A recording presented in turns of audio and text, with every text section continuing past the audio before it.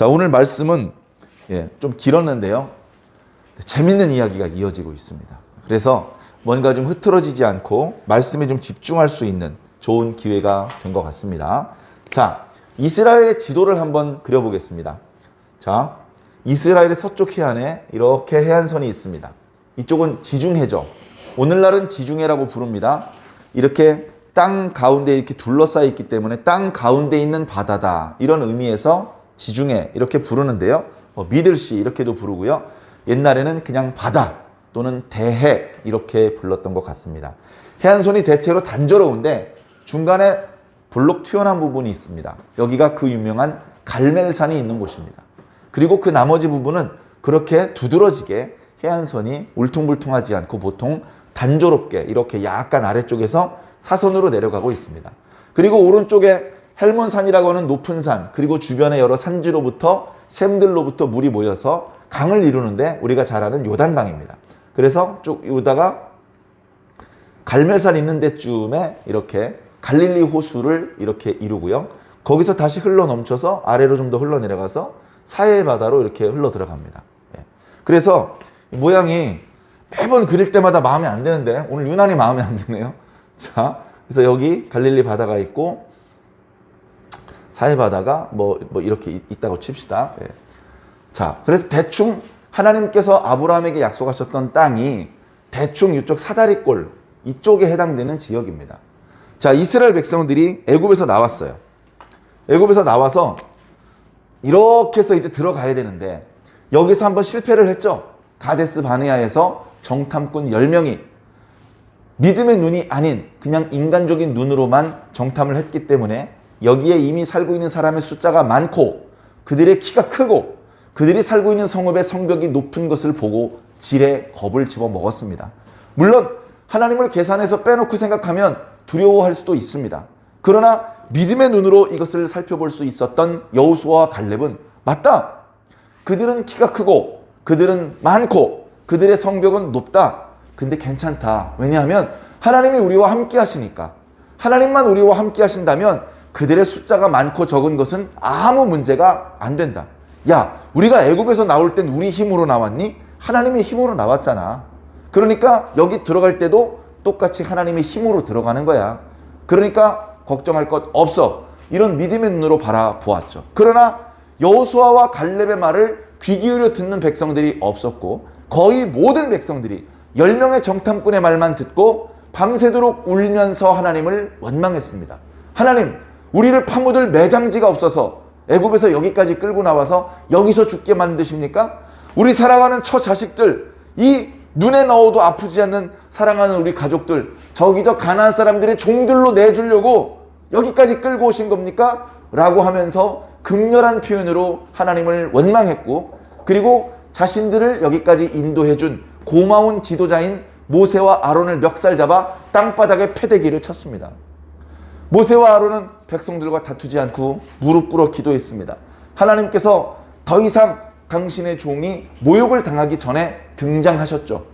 하나님께서 모든 백성들을 압도하는 권능으로 임하시자 사람들은 더 이상 하나님 앞에 나불나불 될 수가 없었습니다. 하나님께서 그렇게 백성들을 납작 엎드러지게 만드시고 모세를 부르셨습니다. 모세야, 도대체 백성들이 왜 이러는 것이냐? 백성들이 어찌 이리 교만하고 이렇게 반역스러운 말을 할 수 있단 말이냐? 하면서 되어진 일에 대해서 벌을 내리십니다. 이 백성들을 이 자리에서 당장 다 죽여버리겠다. 분노하시니까 어쩌면 금송아지 사건 때보다도 더 분노하셔서 하나님께서는 지금 당장 여기 있는 사람들, 지난밤에 10명의 정탐꾼의 말을 듣고 밤새도록 울며 원망했던 사람들을 싹 다 죽여버리겠다 라고 말씀을 하시자 모세가 또 급히 하나님 안 됩니다. 저들을 불쌍히 여겨주시고 저들을 살려주시옵소서. 하나님께서 그렇게 하시면 저 애굽 사람들이, 우리 주변에 있던 많은 이방 사람들이 하나님을 얼마나 모욕하겠습니까? 하나님의 이름이 뭐하러 그렇게 모욕을 당하십니까? 그러시면 안 됩니다. 그래, 하나님께서 그들을 지금 당장 죽이려고 하시는 계획은 철회하셨습니다. 모세가 정말 믿음으로 목숨을 걸고 눈물을 흘리면서 기도했기 때문에 하나님께서 뜻을 돌이키셨던 것입니다. 금송아지 사건 때도 그랬습니다. 하나님, 제 이름을 차라리 생명책에서 지워버려 주시옵소서. 이런 기도는 함부로 흉내내면 안 되는 기도입니다. 그러나 모세는 중심을 다 바쳐서 하나님께 기도했고, 감히 네가 그런 기도를 올리다니 무엄하구나 라고 하지 않으시고, 모세의 진심을 아셨던 하나님께서 모세가 원하는 대로 해주셨습니다. 백성들의 죄를 용서해 주시고, 백성들을 당신의 백성으로 삼아주시고, 당신의 기업으로 삼아 주셨던 것이죠. 그리고 계약을 갱신하고 그들이 여러 가지 흠결이 많음에도 불구하고 본래 그들에게 주시려던 축복, 그것을 그대로 이어가도록 해주셨던 것입니다. 그것이 까딱하면 여기 가데스 바네아에서 완전히 끊어질 뻔했습니다. 정확하게는 이쯤이 아니고 뭐 이쯤이었던 것 같습니다. 여기는 나중에 유다인들이 따는 땅이고, 들어가기 전에 여기서 그렇게 박살이 나서 이스라엘 백성들은 더 이상 가나안 땅으로 들어갈 수가 없었고, 다시 홍해길을 따라서 광야로 나올 수밖에 없었습니다. 그렇게 먼 곳을 돌아다니지 않았습니다. 요 일대를 돌아다니는 것이 대략 38년 정도. 그래 38년 정도의 시간이 지나 이때 10명의 정탐꾼과 함께 하나님을 거역했던 이스라엘 백성들은 대부분 광야에서 죽고, 이제 이스라엘 백성들은 대부분 광야에서 새로 태어난 사람들로 그 구성원이 뒤바뀌어 버렸습니다. 여호수아와 갈렙, 모세와 아론, 이런 정도 되는 사람을 제외하고는 다 60세 밑에였습니다. 그리고 40세 밑에가 더 많았습니다. 그렇게 이스라엘 백성들이 이제 과거 가데스 바네아에서 하나님 앞에 범죄했던 사람들이 징벌로 광야에서 다 죽은 이후에 이제 다시 하나님께서는 이스라엘 백성들에게 베푸셨던 은혜, 그들의 조상 아브람과 맺으셨던 언약, 그것을 이행하기 위해서 또다시 움직이기 시작하셨죠. 하나님께서 움직이셨지만 사람들의 눈에는 하나님은 보이지 않고, 어쩌면 모세와 아론이 보였고 또 구름기둥과 불기둥이 보였을 뿐입니다. 이제 불기둥과 구름기둥이 또 움직이기 시작합니다. 그 과정에서 벌써 또 아론도 죽었고요, 미리암도 죽었습니다. 그래 하나님의 땅 가나안에 들어가야 되는데 이제 전에 실패했던 가데스 바네아 쪽으로 갈 수가 없었습니다. 그래서 이스라엘 백성들은 가데스 바네아 여기서 미리암을 장사 지내고 여기서 방향을 바꿔서 에돔 사람의 땅을 지나가려고 합니다. 근데 에돔 왕이 절대로 못 지나간다. 만약에 우리 땅을 침범하는 날에는 우리 병사들을 데리고 가서 혼꾸녕을 내주겠다. 이렇게 나오니까 만약에 싸움을 했더라면 에돔을 멸망시키고 여기를 이스라엘 땅의 땅으로 삼고 편안하게 지나갈 수도 있었겠지만, 에돔은 형제의 민족이라 하나님께서도 그들과 싸우는 것을 원하지 않으셨고, 결국 모세는 여기서 에돔 땅을 뺑 돌아서 가나안 땅, 여기가 이제 가나안 땅입니다. 가나안 땅, 여기 요단강 동쪽으로 올라가게 하셨던 것입니다. 여기 보면 이제 여기 모압이 살고 있었고요. 모압은 대충 이 사해바다 오른쪽에 있었다, 이렇게 이해를 하시면 이해가 편할 것 같습니다. 쭉 올라가서 여기에 이제 아모리인이 사는 거예요. 아모리인이 사는데 여기가 북아모리가 있고 여기가 남아모리가 있습니다. 그래 어떻게 합니까? 여기 이제 지나가서 가나안 땅으로 들어가는 게 목적인데 못 지나가게 합니다. 남아모리 지역에 여기 왕이 시온이라는 왕이 있습니다. 못 지나가게 합니다. 할 수 없이 격파를 해버립니다. 짠! 격파를 해버립니다. 그래가지고 주변을 정탐하다가 북쪽까지 갔습니다. 바산까지 갔는데 여기 바산왕에 옥이라는 왕이 있었습니다. 옥이라는 왕이 또 이스라엘 백성들이 어디 우리 땅까지 오느냐 하면서 군대를 몰고 나와자 거기도 박살을 내버렸습니다. 아모리인이 많이 살았었는데 이제 요단강 동쪽에는 아모리인이 살지 않습니다. 이 넓었던 땅이 모두 누구의 땅이 됐냐면 이스라엘 사람들의 땅이 됐습니다. 그래서 이스라엘 사람들이 이 모든 지역을 다 차지하고 전쟁을 마치고 이쪽으로 와서 여기가 이제 모압 평지예요. 모압 평지라는 곳에 짠 와가지고 여기서 텐트를 칩니다. 여기 계속 텐트 치고 이동하고 텐트 치고 이동하고 전쟁 치렀다 돌아오고 이쪽에는 이제 적이 없어요. 그리고서 이제 모압 평지에 텐트를 쳤는데 이때부터 꽤 여러 해는 아니고 여러 달 이스라엘 백성들이 여기 머물러 있습니다. 꽤 오랜 기간 동안. 여기서 엄청나게 많은 일이 벌어져요. 여기서 자, 예를 들면 많은 일이 벌어지는데 여기 발람, 우리 잘 아는 발람, 선지자라고 이름을 붙이기도 아까운 뭐 주술사, 뭐 무당이라는 표현이 적당한 것 같아요.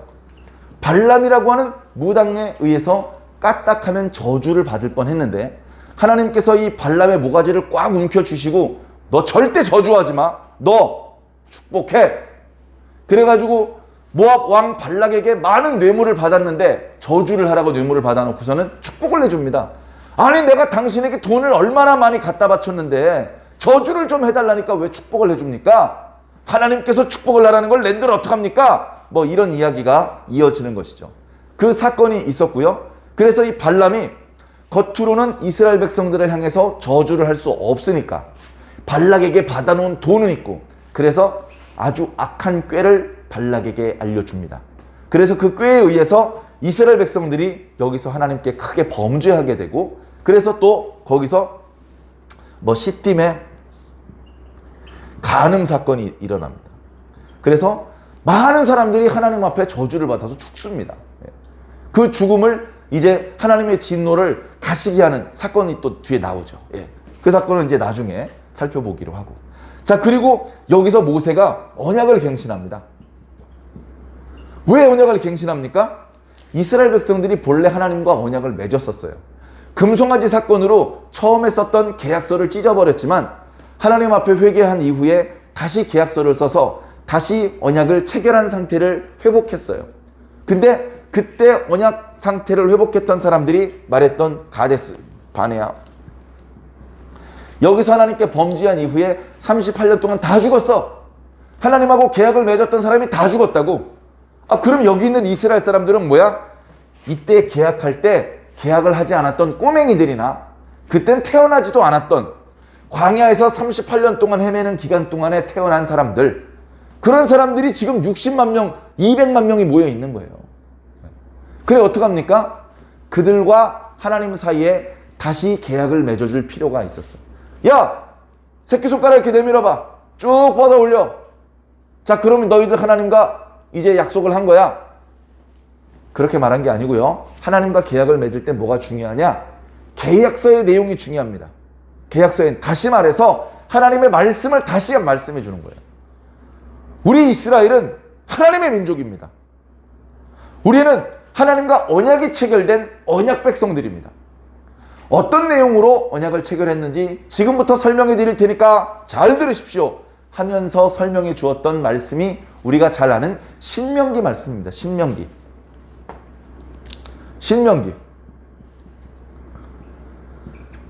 새롭게 하나님의 말씀을 전달해 주는 거예요. 그래서 그 말씀을 백성들한테 선포해 주고, 그렇게 광야에서 새로 태어난 사람들이 자기들의 조상들이 시내산에서 하나님께 직접 들었던 십계명을 비롯해서 하나님의 여러 율법의 내용들을 듣고 아멘! 우리가 그 말씀대로 순종하겠습니다! 이렇게 선포를 해요. 그래서 하나님과 이스라엘 사람들 사이에 또다시 언약이 갱신되는 그런 놀라운 축복을 하나님께서 모세를 통해서 거행을 합니다. 그리고 여기서 모세가 죽고 여호수아에게 이스라엘을 다스리는 지휘권이 넘어갑니다.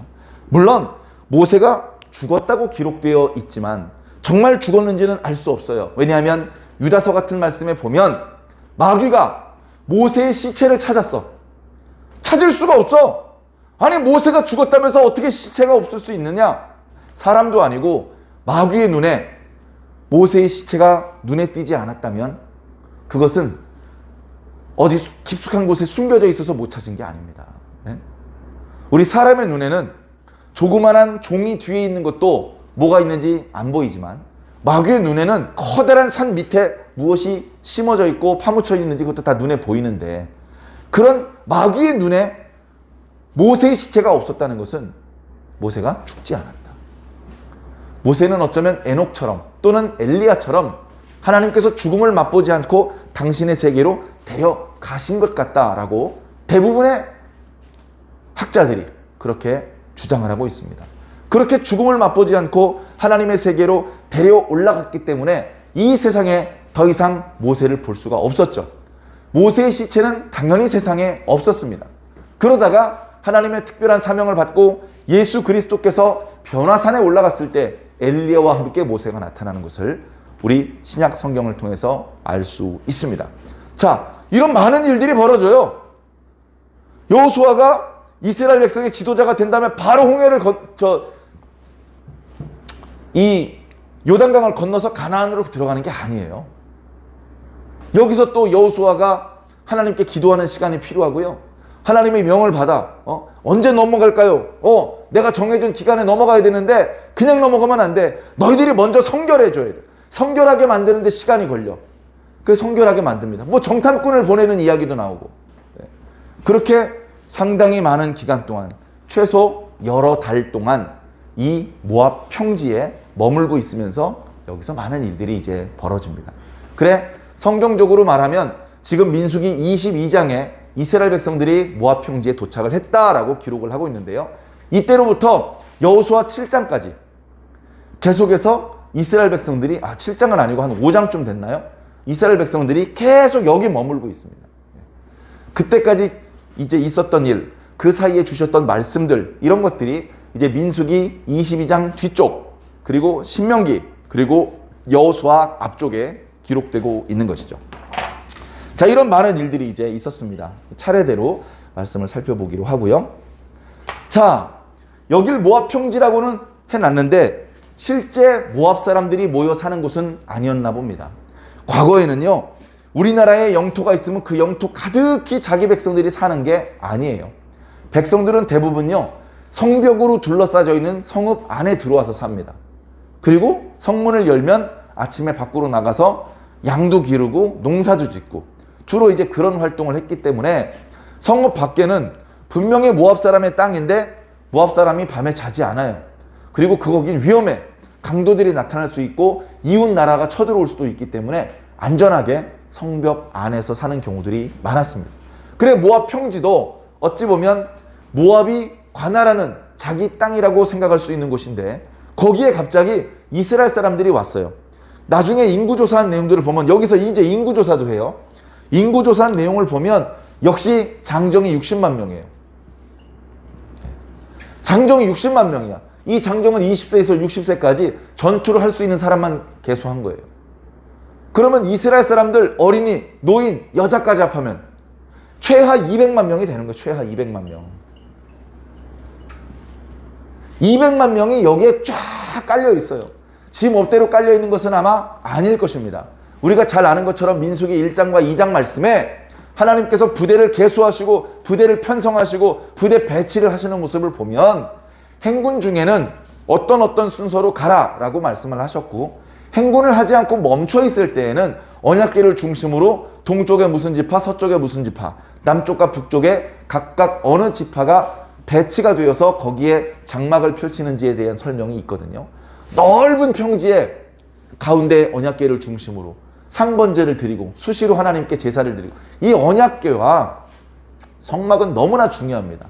우리에게 벌어진 모든 부정한 것들, 죄들, 이 문제를 해결하는 거예요. 인간의 몸에요, 그렇게 불순물을 걸러주는 장치가 있습니다. 대표적으로 콩팥이 있어요.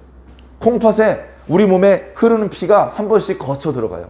그럼 거기에는요, 체 같은 게 있어요. 그래서 피가 그냥 통과해서 나오는 게 아니고 피 속에 있는 노폐물을 다 걸러내는 거예요. 그리고 깨끗한 피만 다시 밖으로 나옵니다. 그 노폐물은 어떻게 되느냐? 우리 소변에 섞여서 몸 밖으로 배출되는 거예요. 근데 콩팥이 고장난 사람들 이야기를 많이 합니다. 아주 힘듭니다. 잘 낫지도 않습니다. 그러면 콩팥이 피를 깨끗하게 걸러 주어야 되는데, 그래서 피를 계속 깨끗한 상태를 유지시켜 줘야 되는데 콩팥이 고장이 나니까 콩팥으로는 몸을 건강하게 할 수가 없어요. 그래, 그대로 내버려 두면 피가 더러워진 채로 깨끗하게 할 방법이 없습니다. 그렇게 되다가 그만 죽는 겁니다.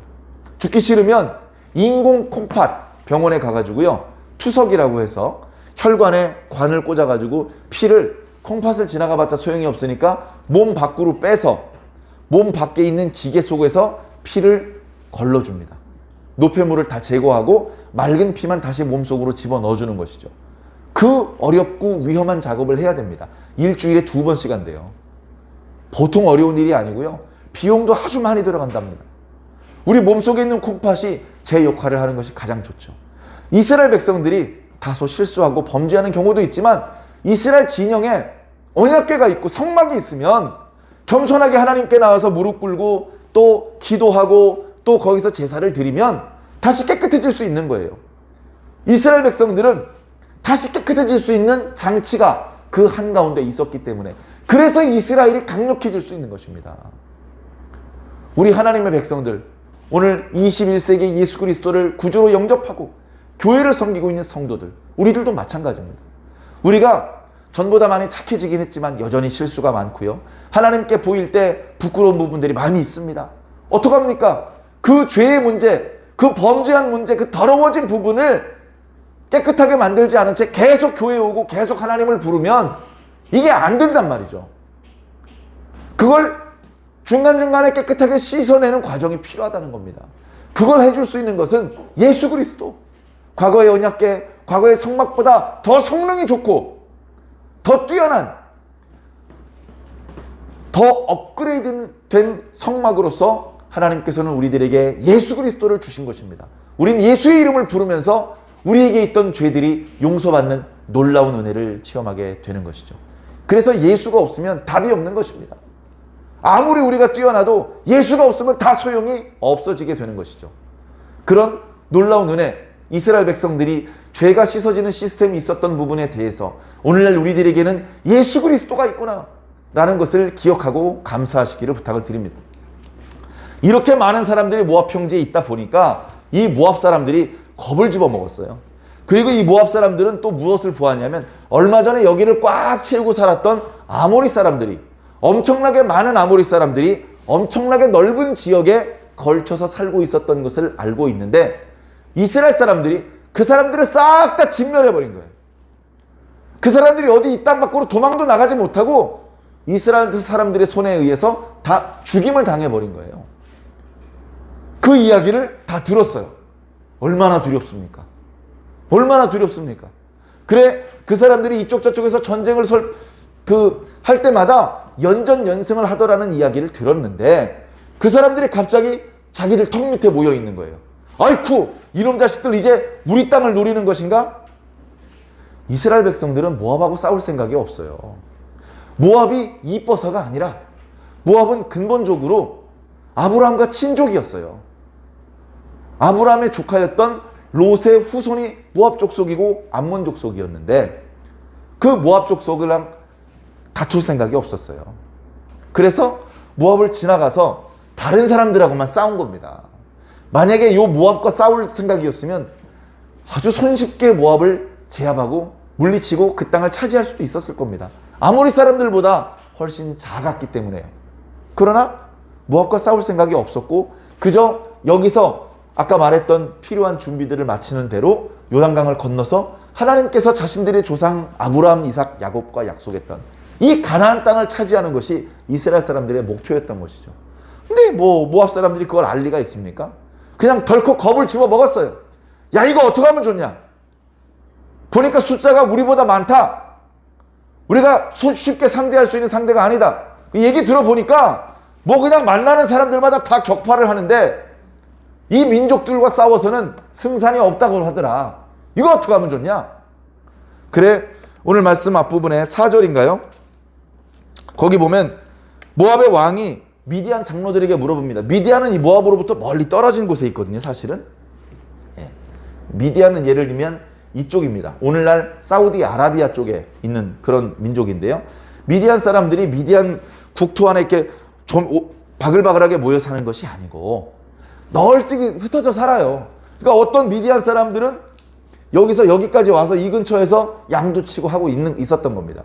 그래, 야, 너희 미디안 사람들은 동서남북 먼 곳까지 이동하면서 장사도 하고 양도 치면서 이쪽 주변의 지리, 경제, 그 다음에 돌아가는 분위기 같은 걸 잘 알지 않느냐. 그렇기 때문에 모압 왕이 미디안 장로들을 몇 사람을 불러서 자문을 구한 겁니다. 이보시오, 우리 미디안 장로들에게 내가 묻겠소. 아니, 애굽에서 이스라엘 사람들이 나와가지고 우리 코 밑에 지금 장막을 치고 있는데 슬쩍 정탐을 해보니까 아이고 바글바글한 게 우리보다 훨씬 많소.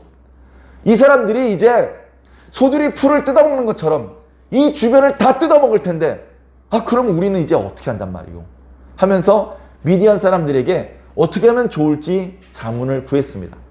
그런데 오늘 말씀에 정확하게 표현되고 있지는 않습니다만 미디안 장로들에게 자문을 구한 이후에 발람을 부르기로 합니다. 자, 이때 모압 왕은요 발락이라는 왕이에요. 발락. 잘 기억이 안 되죠? 자, 저는 여기다 가자를 집어넣습니다. 가. 발가락. 발가락에서 가자 빼서 발락. 그 다음에 여기 먼 지역에, 꽤 먼 지역에 있는 거짓 무당이 있어요. 이름이 발람입니다. 그러니까 발음이 비슷하니까 헷갈려요. 발락이 발람에게 말하고 발람이 발락에게 말하고 읽을 때 성경을 읽으면서도 조금 혼동될 수가 있는데요. 혼동되지 않도록 조심하시길 바랍니다. 발가락이 모압 왕이에요. 예. 그래서 모압 왕이 미디안 사람들에게 자문을 구한 이후에 곧바로 사람들을 발람에게 보내는 것을 보니 아마 미디안 사람들이 발람이라는 사람한테 부탁을 하면 이 문제를 해결할 수 있을 것 같습니다. 발람? 그게 뭔데? 아니, 발람도 모르십니까? 이 주변에 엄청나게 유명한 무당입니다. 그 사람에게 복채를 주고 기도를 부탁하면 그 사람이 기도한 대로 됩니다. 저주해달라고 하면 저주가 임하고요. 복을 빌어달라고 하면 복이 임합니다. 그래서 그 사람은 엄청 유명하고 그 사람에게 기도를 부탁하려면 많이 기다려야 되고 돈도 많이 갖다 바쳐야 됩니다. 야, 우리가 다 죽게 생겼는데 돈이 문제야? 우리 모압 장로들과 미디안 장로들은 이 발람이 있는 데로 가서 저 발람을 모셔오시오. 발람이 있는 데까지 길을 모르기 때문에 처음에 갈 때는 미디안 장로들도 대동을 해서 갑니다. 빈손으로 갈 수 없죠. 그래서 복채를 들고 갑니다. 돈을 주는 것이죠. 돈을 많이 드릴 테니까 우리 민족들을 위해서 먼저 기도를 좀 해주시오. 이런 얘기를 하는 겁니다. 자, 여기서 우리가 착각하면 안 되는 것이 있는데요. 뭐냐면 마치 발람이 하나님을 잘 믿는 것처럼, 하나님을 두려워하는 것처럼, 하나님께 순종을 잘하는 것처럼 그렇게 표현이 되어 있어요. 결코 그게 아니라는 말씀을 먼저 드립니다. 자, 이 시대 사람들이 가지고 있는 종교적인 생각은 이런 거였습니다. 신은 온 세상에 단 한 분만 있는 것이 아니었어요. 민족들마다 자기 신이 있었어요.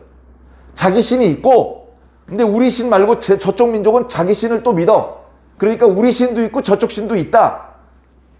나는 내 신을 믿지만 세상에는 내가 믿지 않는, 내가 정확히 잘 모르는 다양한 종류의 신이 존재한다. 그런 혼합주의적인 생각을 가지고 있던 시대였습니다. 그러니까 이 발람이라고 하는 사람도 마찬가지 생각을 가지고 있었죠. 난 바벨론의 신도 알고, 나는 아수르의 신도 알고, 난 애굽의 신도 알아. 그리고 애굽에서 나온 이스라엘의 신도 알아. 다 들어봤어. 이스라엘 사람들은 자기 신을 여호와라고 하더라고. 이렇게 생각을 하고 있는 것이죠.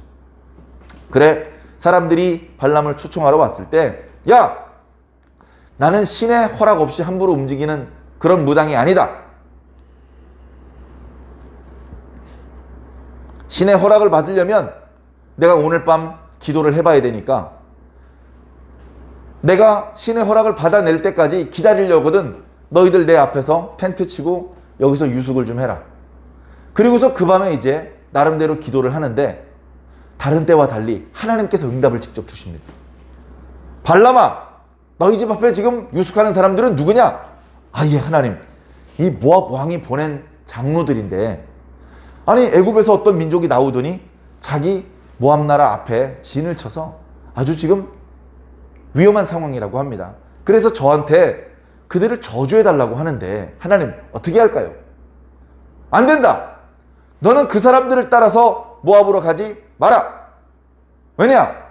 여기 앞에 모여있는, 자, 모압 평지에 모여있는 이스라엘은 하나님께 복을 받을 민족이다. 절대 네가 저주하면 안 된다. 그렇게 말씀을 하셨습니다. 날이 밝았습니다. 지금 발람이 뭐라고 응답을 할지 다들 기다리면서 야 어떻게 될 것 같아? 아니 그냥 형님 돈을 좀 더 줬어야 됐나 봐요. 돈이 부족한가 봐. 그래서 기다리게 한 것 같아요. 돈을 좀 더 드려야 될 것 같아. 뭐 이제 이런 얘기를 하면서 밤을 보냈는데 아침에 발람 왕이 나와서 얘기를 합니다. 여보시오, 나는 당신들을 따라갈 수 없어. 내가 어젯밤에 기도했는데 여호와께서 나타나셔서 나에게 응답을 주셨어. 절대 당신들을 따라가지 말라고 하셨어. 빨리 돌아가시오. 그리고 거절을 합니다. 그래 이 사람들이 어쩔 수 없이 강제로 데려올 수 없으니까 다시 발락 왕에게 돌아왔죠. 다시 돌아와가지고 뭐 안 온다는데요? 이렇게 얘기를 했습니다. 그러니까 어떻게 합니까? 내가 그러게 돈을 더 가져가자고 했잖아 해서 더 많은 돈, 더 높은 지위의 신하들, 더 많은 신하들 이렇게 보냈습니다. 그래서 또 갔습니다. 또 가가지고 이렇게 수레수레에 금은 부하를 잔뜩 싣고 왔다는 걸 보여줍니다. 발람이시여, 무엇이 당신의 마음을 불편하게 합니까? 거리낌 없이 우리에게 오십시오. 우리 임금 발락께서는 당신을 더 높은 존귀한 사람으로 만들어 드릴 수 있습니다. 하면서 금은 부하를 보여줍니다. 그때 야 저번에 응답을 줬잖아. 여호와 하나님의 허락이 있어야 되는데 하나님께서 가지 말라 그러셨어. 하나님께서 가지 말라 그러셨으니까 난 못 가. 이렇게 하면 되는 거잖아요. 우리 생각 같아서는. 근데 뭐라고 그럽니까? 야 하룻밤 기다려봐. 기도하고 또 응답이 달라졌는지 한번 여쭤볼게. 이렇게 얘기를 합니다. 왜 그렇게 했냐면요. 간단한 거예요. 하나님이 두려운 게 아니에요. 뭐가 필요해? 돈이 필요한 거예요. 돈이 필요한 거예요. 그러니까 하루 기다려달라고 하니까 밑에서 기다리던 신하들이 좋아합니다. 야 됐나 보다. 이번엔 됐나 봐. 지난번에 돈을 조금 가져가서 거절한 게 맞나 봐. 야 내가 얼마나 유명한 무당인데 겨우 그거 가지고 나를 데리고 가려고 그래. 안 가. 자기 몸값을 올리기 위해서 한번 거절해 본 거야. 돈 많이 가져오길 잘했네. 아마 그런 마음을 먹고 기다리고 있었을 겁니다. 기도를 합니다. 그런데 이번엔 뜻밖의 하나님께서 가라고 하십니다. 알았다. 그러면 너는 내일 아침에 너를 데리러 온 사람들을 따라가라. 따라가는데 따라가서 네 맘대로 말하지 말고 내가 너에게 말하라고 시킨 것만 말해라. 그렇게 말을 하고 하나님께서 응답을 그치셨습니다. 그래서 이제 발람이 돌아옵니다. 발람이 이제 모압에게 가는데 자 여기 많은 사람들이 있죠. 일단은 귀인들이 있습니다. 그죠? 모압이 보낸 귀인들이 있죠. 그 다음에 발람이 있고요. 발람의 나귀가 있고요. 발람 집에서 발람을 도와들은 하인들도 있습니다. 그죠? 자 그래서 하인들은 걸어가고 있는지 모르지만 발람은 내가 얼마나 연봉을 많이 받기로 계약을 하고 지금 모셔가고 있는데 내가 걸어갈 수 없지. 나귀를 타고 갑니다. 이 나귀는 아마도 발람이 꽤 오랫동안 탔던 우리말로 하면 승용차 같은 것이죠. 나귀를 타고 이제 갑니다.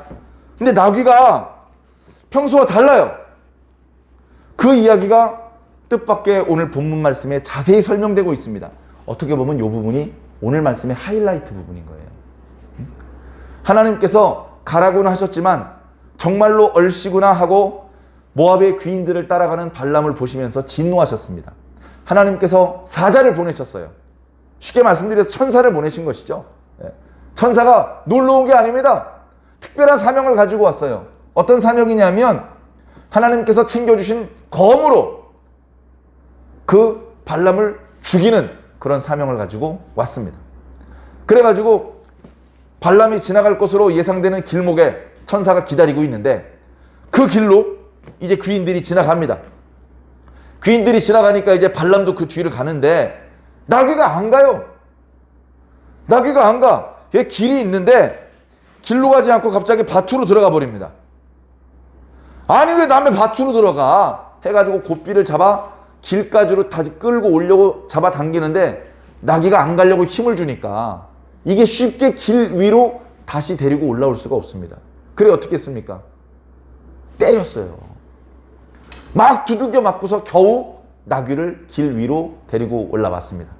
그래, 나귀를 타고 또 가는데 이번에는 그 밭을 지나서 포도원입니다.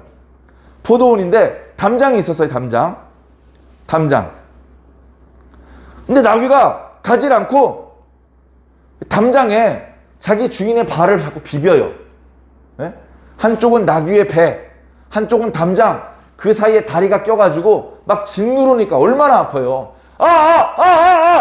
너 이놈의 자식! 하면서 다시 나귀에게서 내려서 나귀를 막 뗍니다. 왜 이러는 거야, 자식아? 고삐를 잡아당기는 대로 움직여야지. 그래가지고 다시 나귀 위에 올라탔는데 이번엔 나귀가 아예 안 가고 주저앉아버립니다. 주저앉아버려요. 지금 바빠 죽겠는데 저 귀인들 먼저 가셔가지고 내 처음 가는 길이라 길도 익숙지 않은데 빨리 꽁무니를 뒤쫓아가야 되는데 이놈 자식 왜 안 일어나는 거야? 하면서 또 지팡이를 들고 막 때립니다.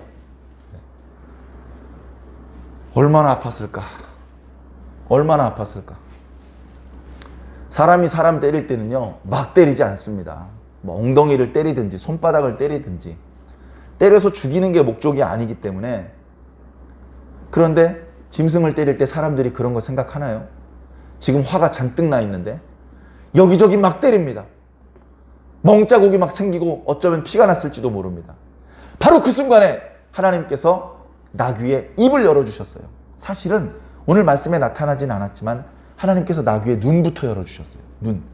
왜 나귀가 안 갔냐 그랬더니 나귀가 이렇게 눈을 뜨고 보니까 자기가 지나갈 길 앞에 자기 주인을 죽이려고 칼을 들고 서 있는 천사가 보이는데 그대로 갔다간 자기 주인이 죽는데 안 되겠는 거예요. 그래서 밭으로 들어가고 포도원에선 담장에다 주인의 발을 비비고 했던 거예요.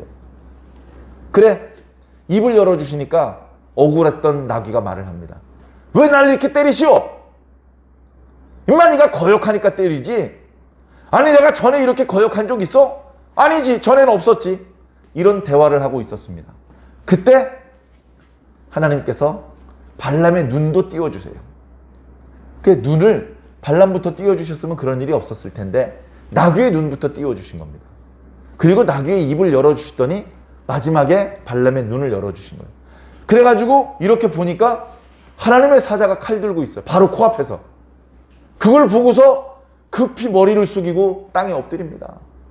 하나님의 사자가 칼을 휘두르지 않고 얘기를 합니다. 야, 너 거의 평생 너를 싣고 다니면서 너를 섬겼던 나귀를 어찌하여 그렇게 호되게 3차례나 때리느냐?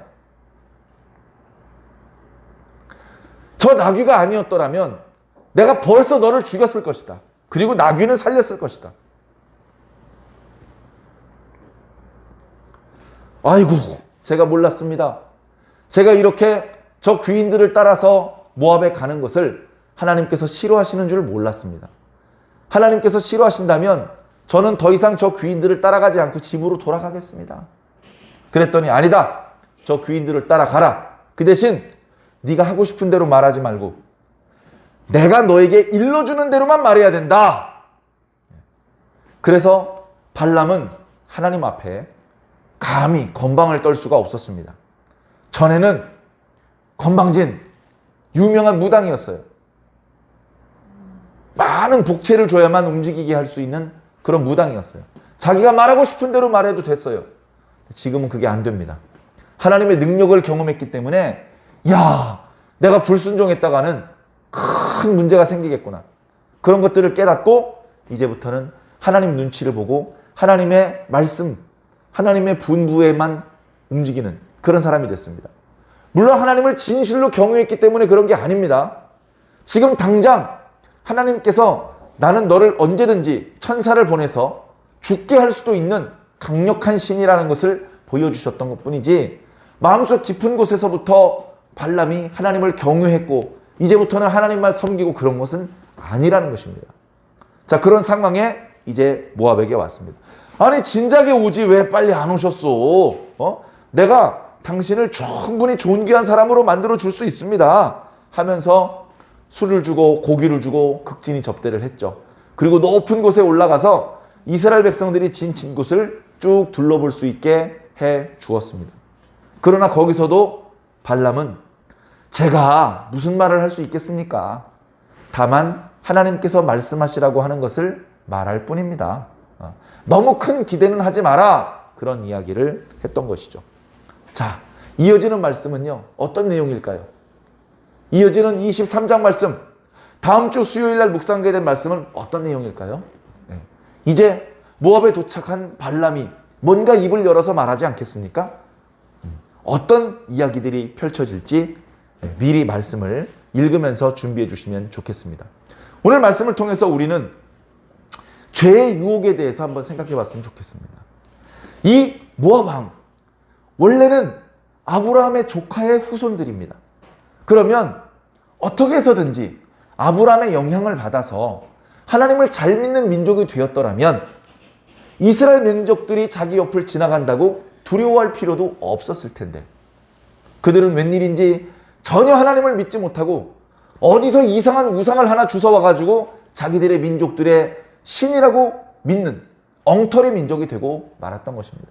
그리고 여기서도 이스라엘 민족들과 대화를 시도하지 않고 괜히 자기들 멋대로 겁을 집어먹으면서 어리석은 결정, 거짓 무당 발람을 불러오는 그런 실수를 저지르고 말았고, 결국 많은 공을 들이고 돈을 들였지만 이 선지자를 자기들이 이렇게 데리고 온 곳으로는 모압 족속들이 아무 이득을 얻을 수 없었습니다. 발람은 어떻습니까? 발람은 처음부터 끝까지 신을 두려워하고 경외하기 때문에 움직이며 사는 사람이 아니었습니다. 그는 철저히 돈에 의해서 움직이는 사람이었습니다. 탐욕에 의해서, 욕심에 의해서. 돈만 많이 주면 복을 받아야 될 사람인데도 불구하고 저주해 줄 수 있는 그런 말도 안 되는 엉터리 종교인이었던 것입니다. 그러나 겉으로는 그 사람이 기도하는 대로 모든 일이 이루어지는 것 같으니까 사람들이 쩔쩔매고 그 사람에게 많은 돈을 갖다 주면서 그 사람에게 이런저런 부탁을 했던 것이죠. 그러나 그동안 그가 했던 장난, 눈속임, 이제 이건 하나님 앞에 통하지 않습니다. 진짜 신이 얼마나 두렵고 무서운 신인지 하나님께서 이제 조금씩 보여주십니다. 칼을 들고 발람을 죽이기 위해서 왔던 하나님의 사자, 그것을 눈으로 볼 수 있게 하셨고, 뭔가 자기 멋대로 말하려는 순간 하나님께서 그의 마음과 생각 속에 강하게 간섭하셔서 자기 마음대로 말할 수 없고, 심지어는 이 발람이라는 무당의 입을 통해서 예수 그리스도가 오실 것이라는 것까지 예언하게 만드셨습니다. 그리고서 발람이 이스라엘 백성들이 범죄하게 만드는 그런 사특한 꾀를 지어냈을 때 하나님께서 그것을 잊지 않으시고 여호수아를 통해서 가나안을 정복하실 때 발람을 찾아가 죽이게 하셨습니다. 하나님 앞에 범죄한 사람은 늙어 죽지 못합니다. 하나님을 분노하게 한 사람은, 하나님의 백성들을 건드린 사람은 하나님께서 편안하게 늙어 죽게 내버려 두지 않습니다. 반드시 그가 죽은 것이 자연스러운 죽음이 아니라 신의 노여움을 사서 심판을 받아서 죽었다는 확실한 증거를 보여주시면서 끔찍한 최후를 맞이하게 만드시는 것이죠. 하나님께서는 그렇게 당신의 공의를 드러내 보여주신 것입니다. 결국은 욕심 때문에 그렇습니다. 우리가 얼마 전에 디모데 후서 말씀을 묵상을 했었는데, 말세에 고통하는 때가 이를 것인데 특징은 무엇이냐? 사람들이 자기를 사랑해. 철저한 극단적인 이기주의. 그 이기주의, 자기만을 위하는 마음 때문에 여러 가지 교만하며 자긍하며 원수를 매짓고 이렇게 화를 풀지 않고 부모를 거역하고 다양한 잘못된 모습들이 나타납니다. 그런 말세의 죄인들의 모습이 하나님과 이웃을 사랑하는 것이 아니라 자기 자신을 사랑하고 돈을 사랑하고 쾌락을 사랑하는 모습이라는 것을 우리가 기억해야 됩니다. 바로 이 발락과 발람의 시대도 똑같이 그것이 적용되었던 것이죠. 그런 것들, 돈과 쾌락에 대한 그것과 관련된 죄의 유혹은 엄청나게 강력합니다. 발락이 있는 곳까지 가는 이 거리는 당시에 도로나 자동차 같은 것이 없던 시대에 겨우 나귀 같은 것을 타서 가야 되는 시대에 엄청나게 먼 거리였습니다. 무척 피곤하고 위험하고 여러 날 걸리는 그런 길이었습니다. 그 먼 길을 마다하지 않고 달려갈 수 있었던 것은 얼마나 죄의 유혹이 강력했으면 그렇게 달려갔겠습니까? 사랑하는 성도 여러분, 죄를 무시하지 마십시오. 죄는 그렇게 간단한 것이 아닙니다. 죄에 대해서 우리는 분명한 태도를 취하지 않으면 나도 모르게 죄를 용납하게 되고 결국 죄를 저지르게 되고 죄인으로 멸망당하는 자가 될 수밖에 없습니다. 깨어서 과거에 있었던 일들을 거울 삼아 오늘 나에게는 어떤 유혹이 있는지, 나는 그것들을 어떻게 다스리고 있고 절제하고 있고 어떻게 수많은 유혹 중에서도 흔들림 없이 하나님을 따르고 있는지 살펴보시기를 부탁드립니다. 우리의 능력과 의지로 되지 않습니다. 우리는 우리의 능력과 의지를 최대한 활용해서 노력을 해야 되지만 그것으로 부족하기 때문에 주님께서 도와주시는 은혜가 덧붙여져야만 극복할 수 있는 상황들입니다. 날마다 주님의 도와주심을 간구하고 그런가 하면 우리가 할 수 있는 최선의 노력을 다해서 오염되지 않은, 주님을 만나 뵈었을 때 부끄럽지 않은 떳떳한 하나님의 백성으로 주님을 맞이하게 되시기를 예수님 이름으로 간절히 축원합니다.